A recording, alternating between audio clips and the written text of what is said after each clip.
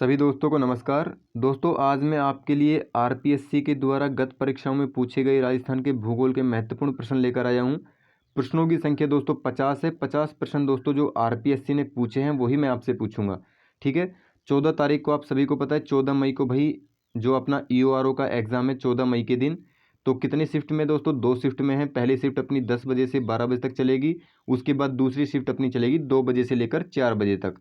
तो ये आपको ध्यान रखना है दोस्तों, राजस्थान के भूगोल के संबंधित जितने भी प्रश्न पूछे जाएंगे वो शायद इसमें से दोस्तों आ सकते हैं। ये संभावनाएं पूरी क्योंकि जो आरपीएससी है वो पुराने ओल्ड पेपर में से ही क्वेश्चन बनाती है। तो ये आपको ध्यान रखना है दोस्तों। 50 प्रश्न बहुत ही ज़्यादा महत्वपूर्ण है परीक्षा की दृष्टि से। अपन स्टार्ट करते हैं दोस्तों पहले प्रश्न से। देखिए आपको बताना है निम्न में से कौन सी पहाड़ी मध्य अरावली में स्थित है। तो दोस्तों मेरवाड़ा पहाड़ी स्थित है। अगर आपसे जिला पूछे मध्य अरावली में तो कौन सा बताओगे? तो अजमेर जिला आपको बताना है मध्य अरावली पर स्थित है या मध्य अरावली में स्थित है। दूसरा क्वेश्चन आपसे पूछा गया है कि राजस्थान में निम्न में से कौन से जिले मुख्यतः बीहड़ प्रभावित हैं। बीहड़ प्रभावित यानी कि दोस्तों जहाँ पे खेती वेती कम होती है, बीहड़ भूमि पड़ी रहती है, जंगल वंगल पड़ा रहता है। ठीक है, तो वो आपको बताना है। तो कोटा, सवाईमाधोपुर, धौलपुर इसका बिल्कुल सही आंसर ए ऑप्शन हो जाएगा। A option is the correct answer. तीसरे नंबर का क्वेश्चन आपसे पूछा गया निम्न में से कौन सा पठार अरावली पर्वत से संबंधित नहीं है।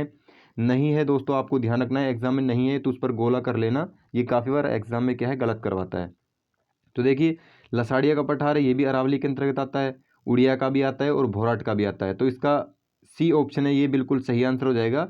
क्योंकि बघेलखंड का पठार दोस्तों आप सभी को पता है जो मध्य प्रदेश और यूपी है ना उसके बीच में विभाजित है। ये कौन सा? अपना एमपी और यूपी। ये आपको ध्यान रखना है। एमपी प्लस यूपी के मध्य में दोस्तों ये स्थित है। और बघेलखंड दोस्तों पठार है, उसको अपन दहलिया के नाम से भी जानते हैं। किस नाम से जानते हैं? दहलिया। तो ये भी काफ़ी बार एग्जाम में पूछा गया है कि भाई दहलिया के नाम से किसको जानते हैं? तो बघेलखंड के पठार को जानते हैं। वर्तमान में यह एमपी और मध्य प्रदेश के बीच में स्थित है। और बघेलखंड के निवासी दोस्तों बघेली कहलाते हैं। भाई बघेलखंड के निवासी जो बघेलखंड पर रहते हैं, पठार पर रहते हैं, वो बघेली कहलाएंगे। और बघेली भाषा का दोस्तों ये प्रयोग करते हैं। ये भी आपको ध्यान रखना है। तो इसका सी ऑप्शन सही हो जाएगा। 50 प्रश्न है दोस्तों, परीक्षा की दृष्टि से वेरी इंपॉर्टेंट है। ईओआरओ के एग्जाम में 5-6 क्वेश्चन दोस्तों फंस सकते हैं आराम से। ठीक है, इसके अलावा जितने भी एग्जाम है भाई उनमें आएंगे। देखो 5-6 क्वेश्चन मैं इसलिए बता रहा हूँ क्योंकि राजस्थान भूगोल के मैं आपको 50 प्रश्न कराऊंगा। ठीक है, उसके बाद में राजस्थान इतिहास के 50 प्रश्न कराऊंगा जो आरपीएससी ने पूछे हैं वही वाले। और उसके बाद राजस्थान कला संस्कृति की भी 50 प्रश्न कराऊंगा। तो दोस्तों 150 क्वेश्चन में से 5-6 क्वेश्चन आने निश्चित है। आप देख लेना जो एग्ज़ाम आरपीएससी निकालती है या आरपीएससी जो भी एग्ज़ाम लेती है उनमें से ही क्वेश्चनों को बनाती है, उनमें से ही क्वेश्चनों को पूछती है। उसके पास इतना टाइम नहीं है कि भाई क्वेश्चनों को बनाए। जो सिलेबस में उसी में से तो पूछेगी, ऐसे तो नहीं कि बाहर से पूछ लेगी। तो सिलेबस के अकॉर्डिंग दोस्तों क्वेश्चन ऐसे ही बनते हैं और ऐसे ही एग्जाम में पूछे जाते हैं। तो ये क्वेश्चन दोस्तों परीक्षा की दृष्टि से वेरी इंपॉर्टेंट है। देखिए राजस्थान में स्थित थार महोत्सव, थार मरुस्थल आपसे पूछा है। थार महोत्सव अगर आपसे पूछे थार महोत्सव तो बताओगे थार महोत्सव दोस्तों बाड़मेर में मनाया जाता है। बाड़मेर से दोस्तों आप सभी को पता है जो अपना रेड क्लिफ रेखा है उसकी कितनी लगती है रेड क्लिफ रेखा से दूरी? तो 228 किलोमीटर लगती है। ठीक है, 228 किलोमीटर उससे दूरी लगती है। 4 जिले अपने रेड क्लिफ रेखा से लगते हैं, बाड़मेर से लगती है 228। थार मरुस्थल में आपसे पूछा है कौन सा बालू का स्तूप का प्रकार नहीं है। नहीं को गोला कर लेना दोस्तों। तो इसका बिल्कुल सही आंसर हो जाएगा जो घोराइड है ना, ये बालू का स्तूप नहीं है। कौन सा? थार महोत्सव का। दोस्तों पैराबोलिक भी है, तारा भी है और बरखान भी है। बरखान तो जैसलमेर का प्रसिद्ध है, आप सभी को पता भी है। देखो थार महोत्सव अपना बाड़मेर का है। अगर आपसे पूछे मरु महोत्सव तो मरु महोत्सव आप कौन सा बताओगे? तो बताओगे आप जैसलमेर। ठीक है, मरु महोत्सव आपसे एग्जाम में पूछे तो जैसलमेर आपको बताना है। जैसलमेर जिला दोस्तों जनसंख्या की दृष्टि से सबसे छोटा जिला है और क्षेत्रफल की दृष्टि से जैसलमेर जिला है वो सबसे बड़ा जिला है। ये आपको ध्यान रखना है। अगर शीत महोत्सव, ग्रीष्म महोत्सव आपसे पूछे तो बताओगे माउंट आबू सिरोही। आपसे अगला क्वेश्चन ये पूछा गया है कि निम्नलिखित में से किस जिले की सीमा है मध्य प्रदेश से नहीं लगती है। तो मध्य प्रदेश से दोस्तों राजस्थान के 10 जिलों की सीमा लगती है। 10 जिलों की आपको बताना है कौन से जिले के साथ नहीं लगती है। तो दोस्तों डूंगरपुर के साथ नहीं लगती है। इसका डी ऑप्शन सही हो जाएगा। प्रतापगढ़ के साथ लगती है, झालावाड़ के साथ लगती है और कोटा जिले के साथ लगती है। डूंगरपुर के साथ दोस्तों अपने गुजरात राज्य है उसकी सीमा लगती है।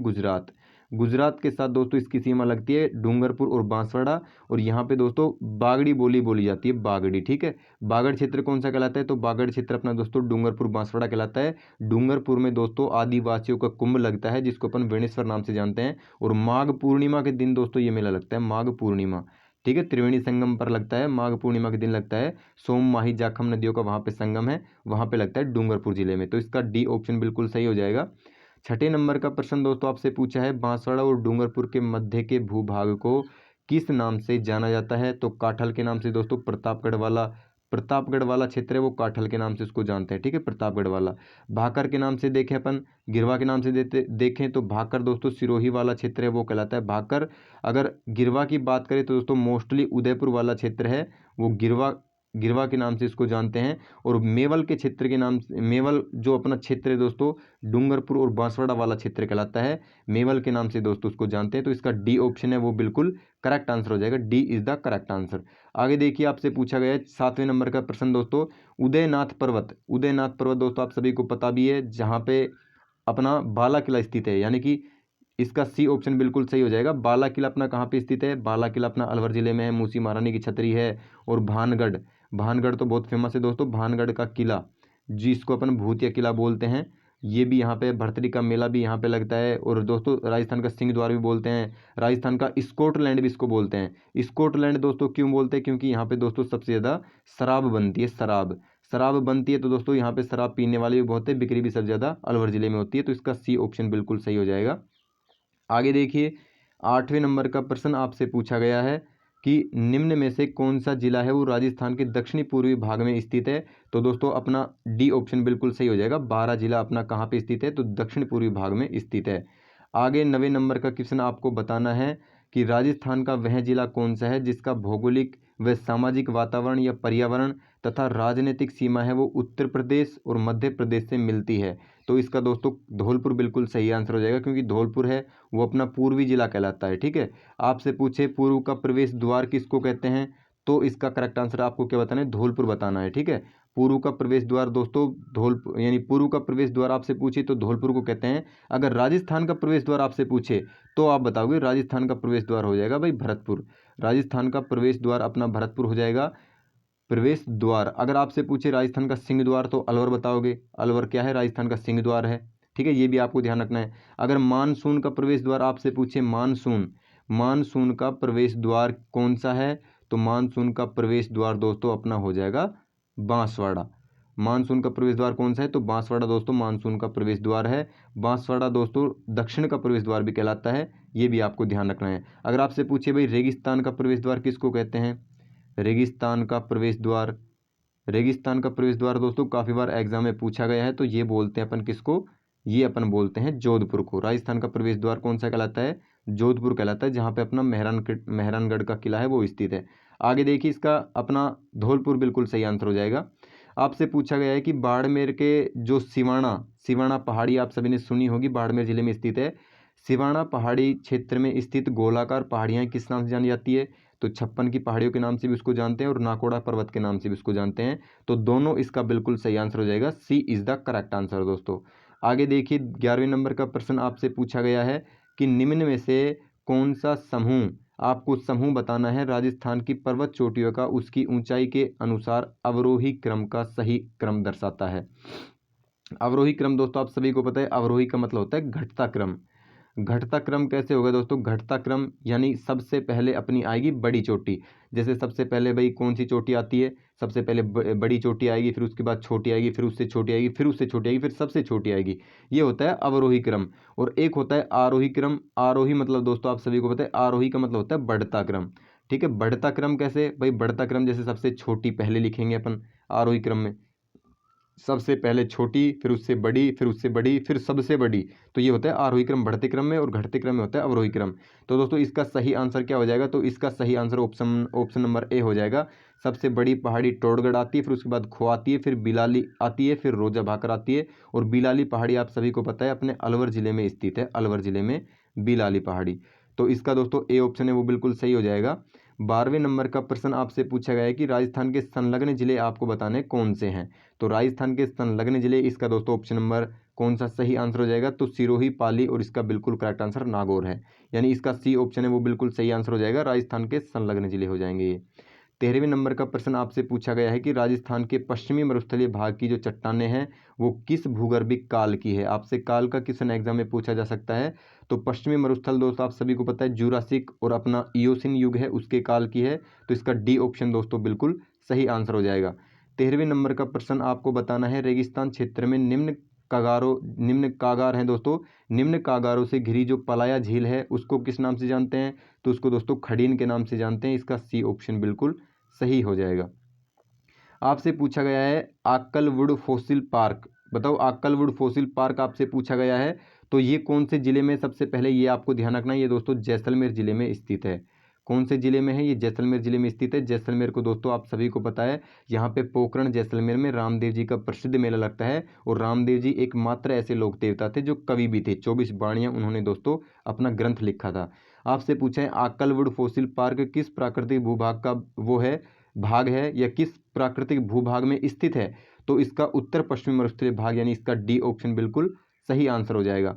15वें नंबर का क्वेश्चन 16वें नंबर का क्वेश्चन आपको बताना है कि जो अपना राजस्थान है, राजस्थान सरकार के द्वारा वन्य जीव सुरक्षा अधिनियम 1972 का पारित किया गया था। तो 1 सितंबर 1973 को पारित किया गया था। 16वें का डी ऑप्शन दोस्तों बिल्कुल सही आंसर हो जाएगा।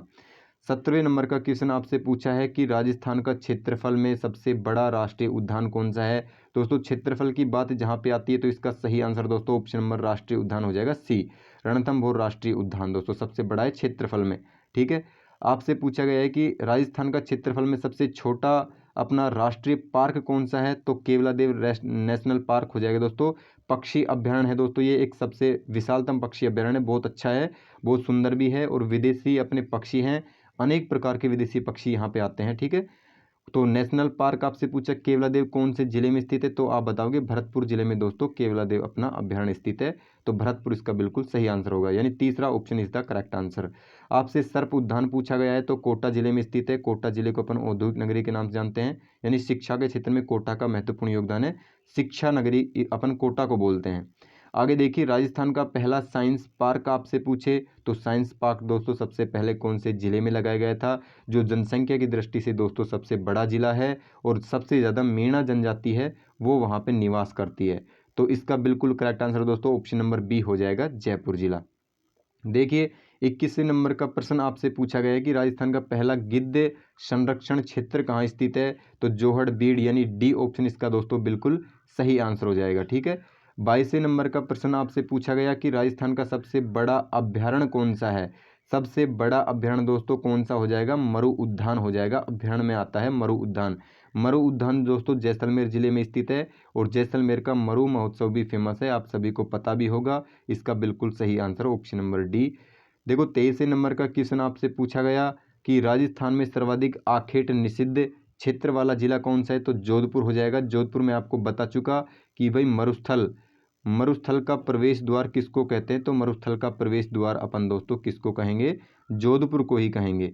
जोधपुर में दोस्तों मेहरानगढ़ किला भी स्थित है। जोधपुर में अपना हाई कोर्ट भी है। हाई कोर्ट आपसे पूछे भी मुख्य पीठ कहाँ पे, तो हाई कोर्ट की मुख्य पीठ अपनी हो जाएगी जोधपुर में। अगर आपसे खंडपीठ भाई हाई कोर्ट की कहाँ पे, उच्च न्यायालय की खंडपीठ कहाँ पे, तो आप बताओगे जयपुर जिले में उसकी खंडपीठ है भाई। ठीक है। तो इसका दोस्तों बी ऑप्शन बिल्कुल सही हो जाएगा। 24वें नंबर का प्रश्न आपको बताना है कि राजस्थान का सबसे जो अपना प्राचीन जंतुआलय है वो कौन सा है। तो प्राचीन जंतुआलय दोस्तों जयपुर जंतुआलय जयपुर जिले में स्थित है। इसका बी ऑप्शन सही है। भारत का दोस्तों प्रथम राष्ट्रीय जो वानस्पतिक उद्यान है वो आपको बताना है कौन सा है। तो माचिया सफारी, बी ऑप्शन इसका बिल्कुल सही हो जाएगा। 26वें नंबर का क्वेश्चन आपसे पूछा गया टाइगर मैन ऑफ इंडिया के नाम से। तो कैलाश सांखला को जानते हैं, कैलाश सांखला, इसका डी ऑप्शन बिल्कुल सही हो जाएगा। राजस्थान में दोस्तों सर्वप्रथम बाघ परियोजना की शुरुआत आपको बतानी है कब हुई थी। तो बाघ परियोजना की शुरुआत दोस्तों राजस्थान में सबसे पहले 1973 में हुई थी। उसी टाइम पर एक कानून पारित करके इसकी स्थापना की गई थी 1973 में, बिल्कुल सही हो जाएगा। देखिए विश्व बाघ दिवस आपसे एग्जाम में पूछा गया था, आरपीएससी ने पिछली बार पूछा था विश्व बाघ दिवस कब मनाया जाता है। तो इसका दोस्तों बिल्कुल करेक्ट आंसर क्या हो जाएगा, तो इसका सी ऑप्शन बिल्कुल सही है। 14 फरवरी को दोस्तों अपन क्या मनाते हैं, विश्व बाघ दिवस मनाते हैं। बाघ अपना दोस्तों क्या हो जाएगा, राष्ट्रीय पशु हो जाएगा बाघ। आपसे पूछा गया है हरे कबूतर आपको बताना कबूतर है दोस्तों ये हरे कबूतर किस अभ्यारण्य में पाए जाते हैं। तो हरे कबूतर आपसे पूछे दोस्तों, तो इसका सही आंसर आपको बताना है सरिस्का अभ्यारण्य में पाए जाते हैं। सरिस्का अभ्यारण्य दोस्तों अपना कौन से जिले में स्थित है, तो अलवर जिले में है। हरे तोते अगर आपसे पूछे तो हरे तोते तो भाई राजस्थान में सभी जगह पाए जाते हैं, लेकिन कबूतर हरे ओनली फॉर सरिस्का अभ्यारण्य में पाए जाते हैं जो अलवर जिले में स्थित है। आगे देखिए, आपको बताना है अंतर्राष्ट्रीय सीमा बनाने वाला राज्य का एकमात्र अभ्यारण्य कौन सा है। आपको ऐसा अभ्यारण्य बताना है जो अंतर्राज्यीय सीमा बनाता है। तो दोस्तों इसका सही आंसर चंबल अभ्यारण्य हो जाएगा। चंबल अभ्यारण्य दोस्तों एकमात्र ऐसा अपना वो हो जाएगा, इनमें से अभ्यारण्य हो जाएगा जो अपनी अंतर्राज्यीय सीमा बनाता है। इसका डी ऑप्शन सही है। दोस्तों 50 प्रश्न है जो आरपीएससी ने पिछली परीक्षाओं में पूछे थे। 50 प्रश्न परीक्षा की दृष्टि से वेरी इंपॉर्टेंट है दोस्तों। ईओआरओ की तैयारी करने वालों को बहुत ज़्यादा बेनिफिट होगा। सभी एग्जाम के लिए बहुत ज़्यादा महत्वपूर्ण है जो आरपीएससी के एग्जाम देते हैं। ऐसे ही क्वेश्चन आरपीएससी पूछती है। आपसे पूछा है वालर है वो कृषि का कौन सा प्रकार है, तो स्थानांतरित कृषि कहलाती है दोस्तों। स्थानांतरित कृषि का मतलब ये होता है कि एक जगह पर टिक कर कृषि नहीं करना, जैसे एक स्थान से दूसरी जगह चले जाना वहाँ पे कृषि करना, ऐसे स्थानांतरित कृषि यानी ऐसे आती जाती कृषि करना, ठीक है। उसको वालर के नाम से भी जानते हैं स्थानांतरित कृषि को। आपसे पूछा गया दोस्तों 32वें नंबर का प्रश्न कि भाई निम्न में से कौन सी अपनी तिलहन की फसल राजस्थान में खरीफ के मौसम में उत्पादित नहीं की जाती है। भाई नहीं की जाती, आपसे पूछे नहीं की जाती, तो कौन सी नहीं की जाती है दोस्तों खरीफ के मौसम में। खरीफ का मौसम दोस्तों आपको बतानी, इसका करेक्ट आंसर क्या हो जाएगा, तो डी ऑप्शन यानी कि सरसों इसका बिल्कुल सही आंसर हो जाएगा। सरसों तो भाई अपनी आती है सर्दी में, ठीक है। तो अगला देखिए 33वें नंबर का प्रश्न आपसे पूछा गया कि राजस्थान में निम्न में से कौन सी संस्था शीत भंडार गृह और अपना जो मंडी यार्ड है वो बनाने के संबंध में है। शीत आपको पूछा गया है शीत भंडार गृह और अपना मंडी यार्ड बनाने के संबंध में कौन सी अपनी संस्था हो जाएगी, तो इसका दोस्तों बिल्कुल सही आंसर जो हो जाएगा कृषि विपणन बोर्ड। इसका सी ऑप्शन दोस्तों बिल्कुल सही आंसर हो जाएगा भाई, ठीक है। 34वें नंबर का प्रश्न दोस्तों आपसे पूछा गया क्षेत्रफल की दृष्टि से राजस्थान का सबसे बड़ा कृषि जलवायु खंड कौन सा है। कृषि जलवायु खंड आपसे पूछे एग्जाम में तो आप बताओगे शुष्क पश्चिमी मैदानी जो अपना खंड है वो आता है इसके अंतर्गत, तो इसका बी ऑप्शन बिल्कुल सही हो जाएगा। 35वें का आपसे पूछा गया कि जो अपना राजस्थान है, राजस्थान में बंजर व व्यर्थ भूमि का सर्वाधिक क्षेत्र किस जिले में है। सबसे ज़्यादा बंजर भूमि जहाँ पे अपन खेती नहीं कर सकते, कृषि नहीं कर सकते, तो कौन सा अपना जिला है जहाँ पे सर्वाधिक बंजर भूमि पाई जाती है, तो इसका दोस्तों बिल्कुल सही आंसर जैसलमेर हो जाएगा। जैसलमेर दोस्तों जनसंख्या की दृष्टि से सबसे छोटा जिला है, लेकिन क्षेत्रफल में दोस्तों सबसे बड़ा जिला जैसलमेर ही है। आपसे पूछा गया कि निम्न में से फसल एवं किस्मों का आपको बताना है कौन सा युग्म है वो असंगत है, तो इसका सही आंसर आपको बताना है दोस्तों असंगत आपको छांटना है, ठीक है। तो इसका दोस्तों देखिए जो मक्का है वो माही कंचन और माही धवल मक्का की किस्म है या फिर नहीं है, तो ये बात बिल्कुल सही है दोस्तों, मक्का की किस्म माही कंचन और माही धवल है। चावल की दोस्तों कावेरी चंबल और परमल ये बिल्कुल है भाई, चावल की कसम ये अपनी जो चावल की वो है ना किस्में ये हैं। गेहूं की किस्में अगर आपसे पूछे तो आप क्या बताओगे, तो मैक्सिकन आप बताओगे, कोहिनूर आप बताओगे, तो ये भी बिल्कुल सही है दोस्तों। तो इसका डी है वो बिल्कुल गलत हो जाएगा क्योंकि मूंगफली चंद्रा व कुफरी इसकी किस्में नहीं है, तो इसका डी ऑप्शन है वो बिल्कुल सही हो जाएगा। यानी 36 का D option is the correct answer, D को आप करेक्ट कर लेना भाई। आगे देखिए 50 क्वेश्चन परीक्षा की दृष्टि से इंपॉर्टेंट है सारे के सारे, फटाफट से करिए दोस्तों। भारत में आपको बताना है 1966-67 में हरित क्रांति के जन्मदाता कौन थे। आपसे मैं 66-67 की बात कर रहा हूँ, भारत की ना कि राजस्थान की। देखो भारत की अपन बात करें तो इसका बिल्कुल सही आंसर क्या हो जाएगा, MS स्वामीनाथन इसका बिल्कुल सही आंसर हो जाएगा, ठीक है। दोस्तों अगर आप नए हैं तो चैनल को लाइक शेयर सब्सक्राइब जरूर कर देना क्योंकि बहुत मेहनत से प्रश्न बनाए हैं और परीक्षा की दृष्टि से वेरी इंपॉर्टेंट क्लास है। आगे देखिए आपसे पूछा है भूरी क्रांति किससे संबंधित है, तो खाद्य पदार्थ प्रसंस्करण से संबंधित है, तो इसका दोस्तों बी ऑप्शन बिल्कुल सही आंसर हो जाएगा। सफ़ेद क्रांति दूध से संबंधित है और पीली क्रांति आपसे पूछी तो सरसों से संबंधित है, ठीक है, ये आपको ध्यान रखना है। आपसे पूछा है सेरीकल्चर, सेरीकल्चर दोस्तों आपको बताना है सेरीकल्चर का संबंध किससे है, तो सेरीकल्चर दोस्तों किसको कहते हैं, तो आप सभी को पता है जो रेशम कीट पालन करते हैं वो सेरीकल्चर वाले कहलाते हैं, तो इसका अपना डी ऑप्शन बिल्कुल सही आंसर हो जाएगा, ठीक है। आगे आपसे पूछा गया है कि राजस्थान के किन जिलों में वालर कृषि की जाती है, तो दोस्तों 40 का बिल्कुल करेक्ट आंसर हो जाएगा। उदयपुर, डूंगरपुर और बांसवाड़ा जिले में वालर कृषि की जाती है। वालर कृषि को अपन दोस्तों हस्तांतरित कृषि भी बोलते हैं, यानी एक जगह टिक कर ये कृषि नहीं की जाती, घूमती प्रति कृषि कहलाती है। 41वें नंबर का क्वेश्चन आपसे पूछा गया कि राजस्थान में पूर्वी, ठीक है, पूर्वी आर्द्र प्रदेशों की जो प्रमुख उपज है वो क्या है। तो पूर्व में दोस्तों आर्द्र अपने प्रदेश है, उसकी प्रमुख फसल आपको बतानी है, प्रमुख उपज आपको बतानी है। तो 41वें का बिल्कुल सही आंसर गेहूं और चना हो जाएगा, यानी सी इसका बिल्कुल दोस्तों सही आंसर है। 42वां प्रश्न आपसे पूछा गया कि राजस्थान में सर्वाधिक जो शुष्क कृषि तीव्रता वाले जिले आपको बताने कौन से हैं।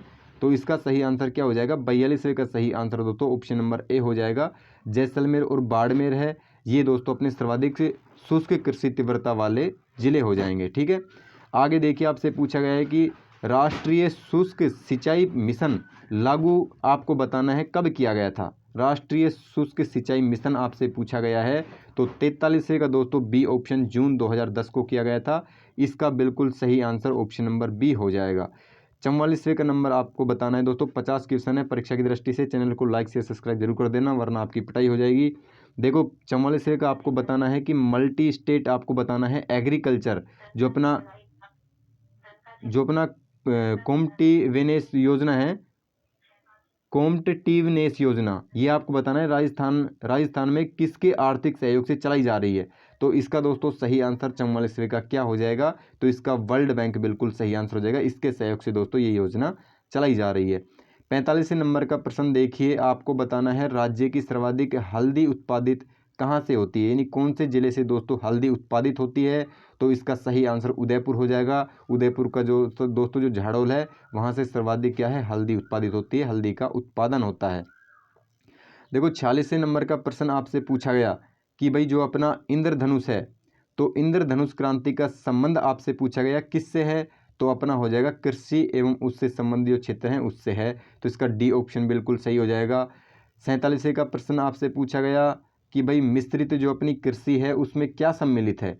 मिश्रित कृषि में क्या सम्मिलित है, तो दोस्तों कई प्रकार की फसलें इसमें आती है। भाई कई प्रकार की फसलें आएंगी तो मिश्रित तो कहलाएगा वो। कई प्रकार की फसलें उगाना और साथ साथ में दोस्तों पशुपालन भी करना क्या कहलाता है, तो वो अपना मिश्रित कृषि कहलाता है। इसका सी ऑप्शन बिल्कुल सही हो जाएगा। अगला प्रश्न आपसे पूछा गया है कि राजस्थान में अफीम उत्पादन क्षेत्र कौन से हैं जहाँ पे अफीम का उत्पादन किया जाता है। तो इसका दोस्तों बिल्कुल सही आंसर चित्तौड़गढ़, झालावाड़ और बारा, यानी ए ऑप्शन इसका बिल्कुल सही हो जाएगा। 49वें नंबर का क्वेश्चन आपसे पूछा गया कि भाई गेहूं पर लाए जाने वाले दो प्रमुख कवक रोग कौन से हैं। आपसे कवक रोग पूछे हैं दोस्तों, कौन से दो रोग हैं जो गेहूं पर पाए जाते हैं, गेहूं पर बताओ इसका सही आंसर दोस्तों। तो इसका ए ऑप्शन बिल्कुल सही आंसर हो जाएगा। जो काला कीट है और अपना स्मट है वो पाया जाता है। इसका ए ऑप्शन दोस्तों बिल्कुल सही हो जाएगा। ठीक है, देखो दोस्तों लास्ट प्रश्न है अपना, परीक्षा की दृष्टि से इंपॉर्टेंट है। सर्वाधिक मात्रा में शुष्क कृषि अत्यंतता यानी तीव्रता वाला जिला कौन सा है। सर्वाधिक शुष्क कृषि के लिए तीव्रता वाले जिले आपसे पूछें दोस्तों, तो इसका बिल्कुल सही आंसर जैसलमेर और बाड़मेर इसका बिल्कुल सही हो जाएगा। देखो जैसलमेर और बाड़मेर के अपन दोस्तों बात करें तो जैसलमेर और बाड़मेर दोस्तों रेड क्लिफ रेखा है अपनी, क्या है, रेड क्लिफ रेखा। रेड क्लिफ रेखा अगर आपसे पूछे रेड क्लिफ रेखा की राजस्थान में भाई टोटल इसकी रेड क्लिफ रेखा की लंबाई कितनी है, तो आप बताओगे 1070 किलोमीटर राजस्थान में। ठीक है, राजस्थान के कितने जिलों से इसकी सीमा लगती है, तो 4 जिलों से दोस्तों इसकी सीमा लगती है रेड क्लिफ रेखा की। ठीक है, ये भी आपको ध्यान रखना है। सबसे ज़्यादा देखो सबसे पहले 4 जिले कौन कौन से हैं। एक तो अपना आता है गंगानगर, गंगानगर से दोस्तों रेड क्लिफ रेखा की लंबाई लगती है। और दूसरे नंबर पर आता है अपना बीकानेर, बीकानेर से भी लगती है। और तीसरे नंबर पर दोस्तों अपना कौन सा आता है, जैसलमेर, जैसलमेर से भी दोस्तों अपनी रेड क्लिफ रेखा की लंबाई लगती है। और चौथे नंबर पर दोस्तों अपना आप सभी को पता है कौन सा आता है, बाड़मेर जिला आता है, बाड़मेर। तो देखो ये आपको ध्यान रखना है। गंगानगर से कितनी सीमा लगती है, तो गंगानगर से 210 किलोमीटर की सीमा लगती है रेड क्लिफ रेखा से। आपसे पूछे बीकानेर से तो 168 किलोमीटर आप बताओगे। आपसे पूछे जैसलमेर से तो बताओगे जैसलमेर से 464 लगती है भाई। अगर बाड़मेर आपसे पूछे बाड़मेर से तो बाड़मेर आप बताओगे 228। ठीक है, 228 दोस्तों किलोमीटर बाड़मेर से रेड क्लिफ रेखा की लंबाई है। सबसे ज़्यादा दोस्तों जैसलमेर से रेड क्लिफ रेखा की दूरी है, यानी सबसे ज़्यादा सीमा लगती है किससे, जैसलमेर से लगती है। सबसे कम लगती है अपनी बीकानेर से 168 किलोमीटर। ठीक है, इंपॉर्टेंट क्वेश्चन है दोस्तों, इसको आपको ध्यान करना है। आपको क्लास अच्छी लगी हो तो क्लास को दोस्तों लाइक शेयर सब्सक्राइब जरूर कर देना। आज के लिए इतना ही, थैंक यू सो मच।